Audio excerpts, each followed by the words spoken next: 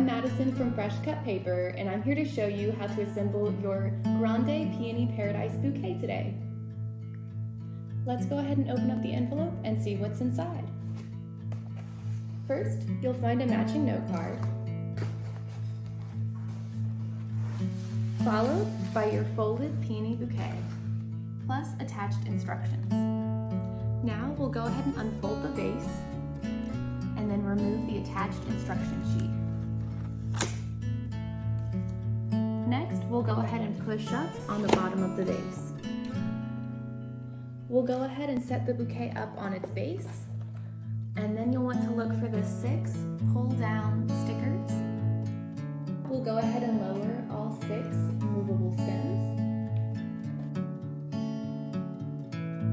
After lowering all 6 stems, we'll go ahead and remove the pull-down sticker, and now your bouquet is ready to be enjoyed. We hope these peonies brighten up your day.